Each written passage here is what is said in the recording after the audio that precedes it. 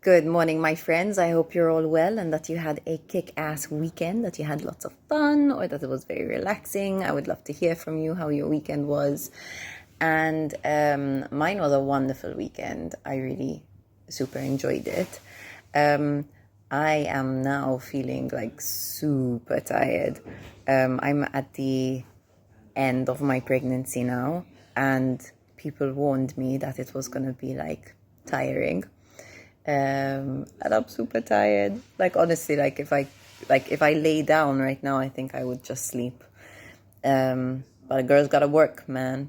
So I'll rest later, work now.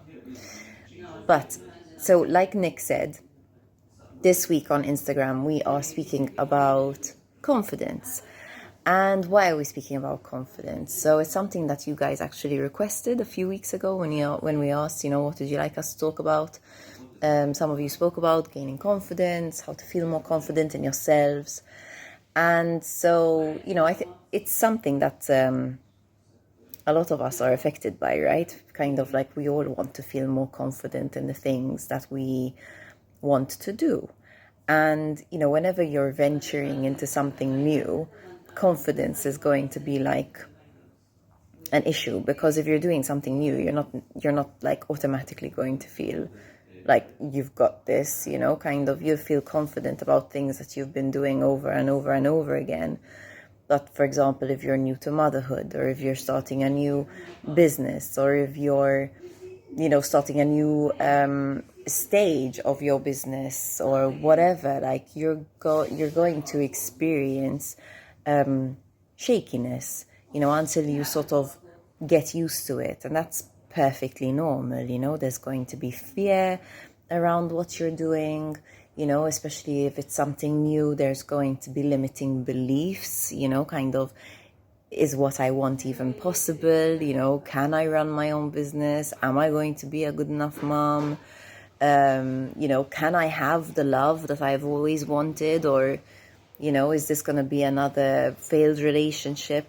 Confidence is affected whenever we step into something new.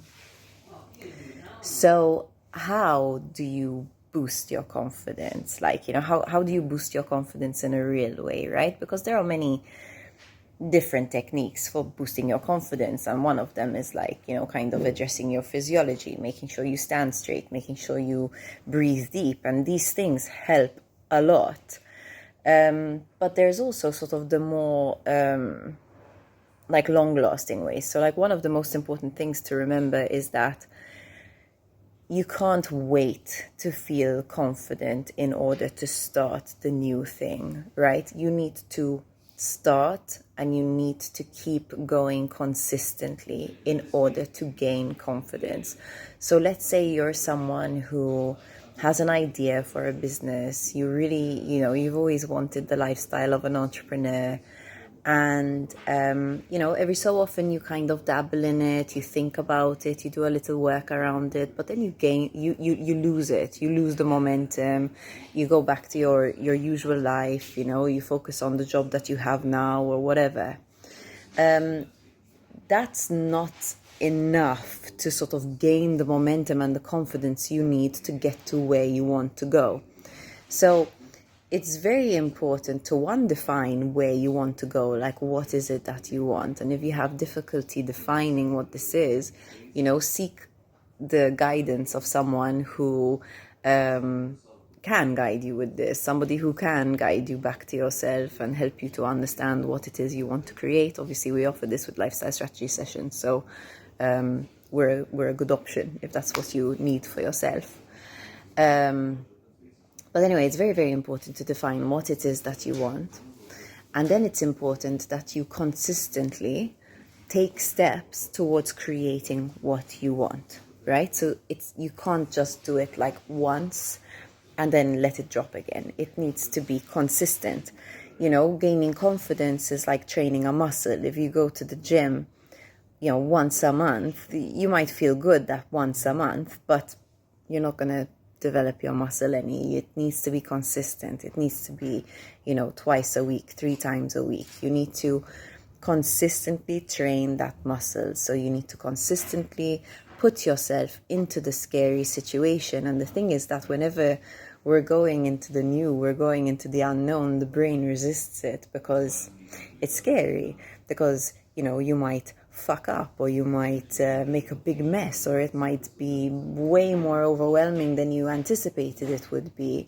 So the brain's going to resist the new, because that's just what the brain does. The brain wants to protect you. So it's going to take energy for you to break through that resistance. And the more consistently you do it, the easier breaking through that resistance becomes. But if you allow yourself to become passive in the resistance, to allow the resistance to protect you, then it's going to become more and more difficult, because it's going to feel like those walls are really, really built up around you.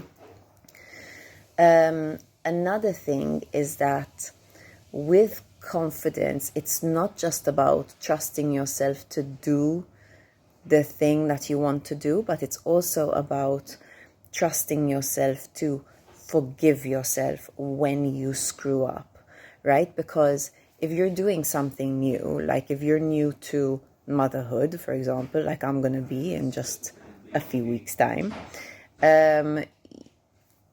you're going to make mistakes, right? You're not going to get it like right, you know, kind of straight away. Like no matter what you're doing, you're going to make mistakes. So the question is like, can you still live with yourself? Like, can you forgive yourself? Can you still be kind to yourself even when you make mistakes?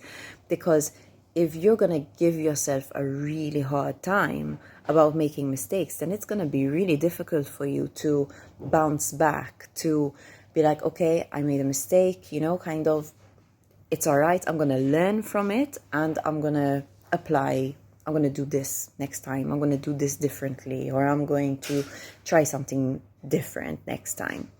You know, so basically the base of confidence is having that trust in yourself that you are going to love yourself unconditionally. If you're going to love yourself conditionally, then you're going to have a really hard time achieving the things that you want to achieve, because every time you make a mistake, you are going to be that critic in your head, just giving yourself shit. Like, you know, it's like, imagine if you're in a relationship and every time you made a mistake, your partner just went off at you about what a fuck up you were. You'd say, what the hell is the point in trying? Like, this is painful. Every time I try, it's never good enough. So that will be your own relationship with yourself. So you need to make sure that when you make mistakes, you can forgive yourself for those mistakes. You can see it as a part of the process, because you will make mistakes. You know, anything, any kind of growth, any new venture that you're going into, even new or not new, any kind of growth is going to involve making mistakes. So you need to be able to forgive yourself for those mistakes. And, you know, self-love is the basis of everything. So if you're struggling with self-love and you want to be successful in motherhood or business or your finances or whatever, you need to address your relationship with yourself first, because that's the basis of everything. And when you have a good relationship with yourself, then you can trust yourself to take risks, to put yourself out there, and to build the quality of life that you imagine.